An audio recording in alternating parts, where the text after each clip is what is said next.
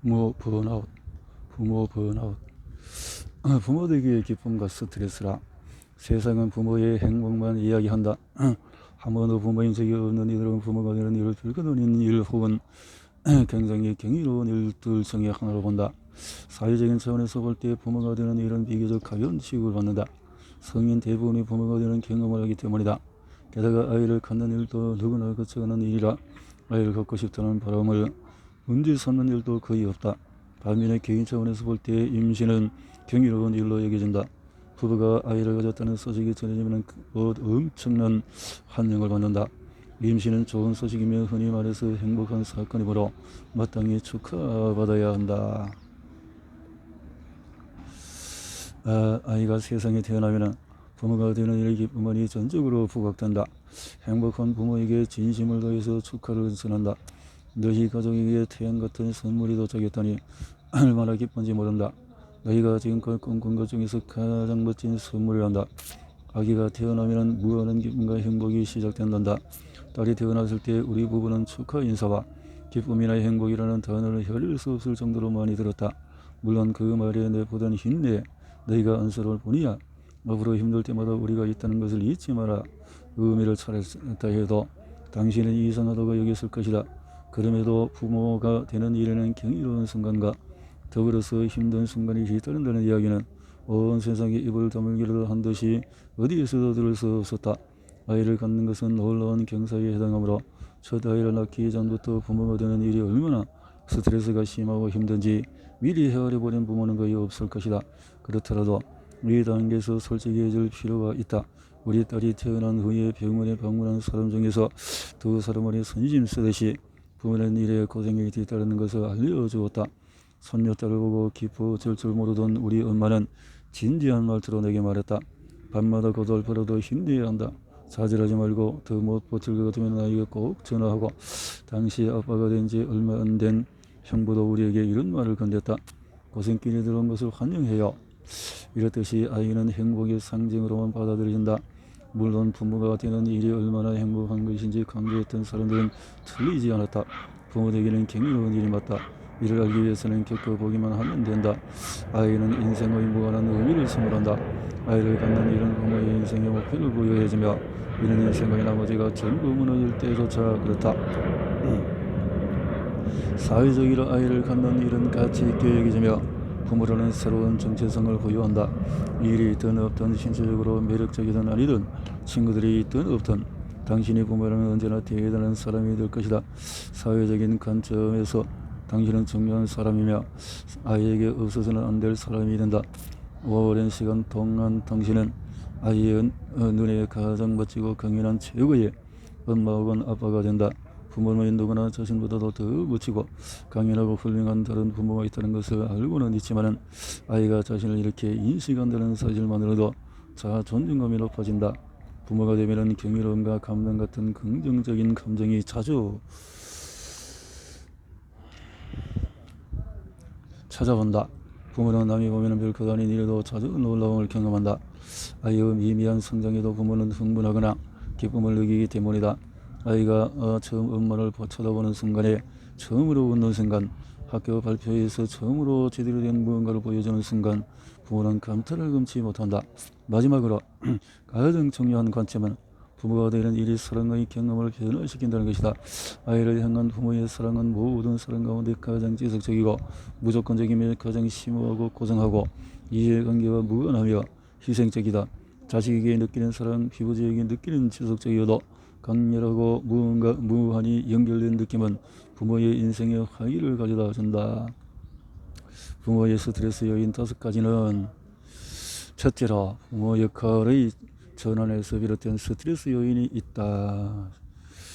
부부관계 개인적인 또 이렇게 해서 출산 전에 부부관계의 만족도에서 이렇게 연구에 아이 없는 기간에서부터 쭉 떨어졌다가 나중에 아이의 독립이 되어지면 또 이렇게 빈둥지 증후군 이렇게 되어지는 거나 출산 부부관계의 만족도가 5세, 12세에서 가장 떨어지는군요.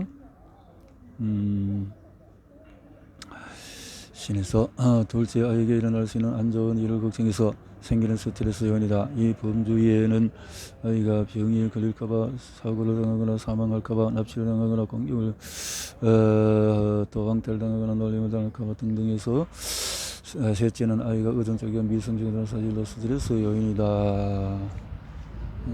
번아웃증 혹은 넷째는 아이의 적절한 것들과 관련된 스트레스 요인이다.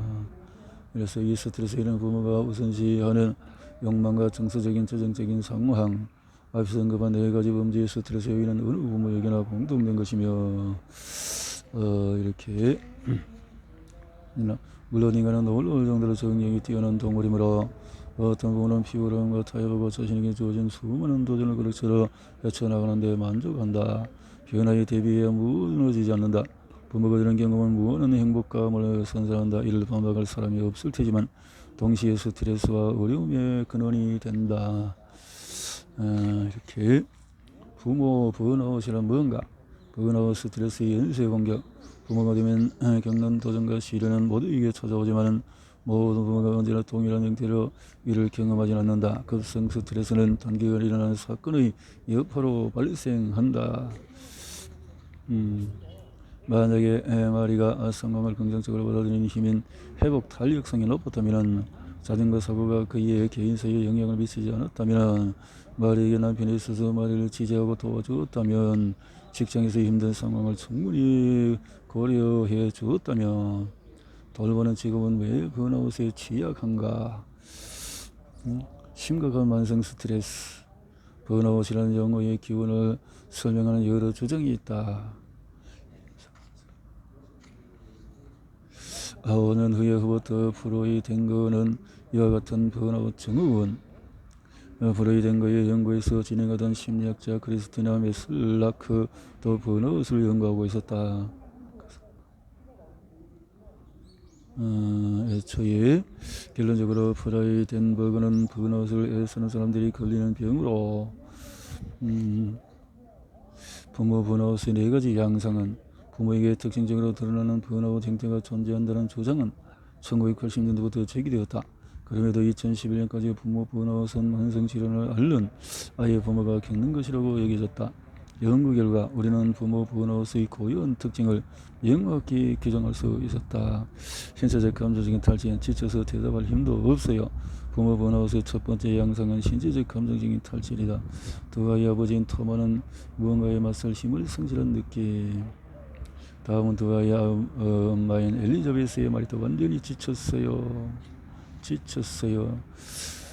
더는 부모 노릇을 못하겠어요. 이렇게 세 아이의 엄마인 이렇게 참 키우는데 힘이 드니까 그렇게 번아웃 증후군이 일어나는군요. 자, 정서적인 거리두기. 아이에게 점점 더 무거워지며져요. 부모 번아웃의 세 번째 양상은 아이와 정서적으로 거리를 두는 것이다. 직무상 번아웃의 일환인 돌봄 대상과의 거리두기 현상은 고객, 환자, 학생에 대한 비인격화까지 일어나게 된다.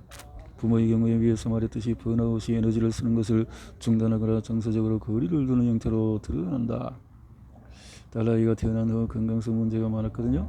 숨은 부족의 아들은 퇴행 증상을 보이고 남편과 관계는 악화되었어요. 이렇게 번아웃 증후군이 자기 대자, 내가 원래 이런 사람이었나? 부모는 자신이 예전의 모습과 다르고 그토록 되고 싶었던 부모는 더더욱 아니라는 것을 인식하게 된다. 비올레 때는 두 아이의 엄마다. 제가 저 자신의 그림자라고 느껴졌어요. 두 아이의 엄마인 안나는 말한다. 이런 이야기는 거의 입 밖에 내지 않아요. 탈진은 번아웃의 첫 신호다. 번아웃 증후군은 탈진이라는 첫 번째 단계로 시작된다. 이 단계는 탈진 일을 하다 보면 아이들과의 정서적인 거리두기 이런 것들, 내 주변의 부모가 평상시와 다른 모습을 보인다면 그렇네요. 개인에 따라서 성격과 상황에 따라서 번아웃은 아래와 같은 징후들을 보이기도 한다. 번아웃 유무에 따라서 가민성과 분노, 직무상 번아웃이든 부모 번아웃이든 상관없이 번아웃에 빠지면은 가민성과 공격성이 눈에 띄게 증가한다. 부모 번아웃에 걸린 많은 부모가 신경, 가민, 짜증을 드러내며 극단적인 경우에 이르기도 한다. 기준 맥진에서 지쳐버리고 하니까 번아웃 유무에 따른 과민성 분노 반응이라. 그래서 두 아이의 엄마로서 번아웃은 위험을 부른다. 방임과 폭력, 방임과 학대, 이 둘은 어떤 차이가 있을까?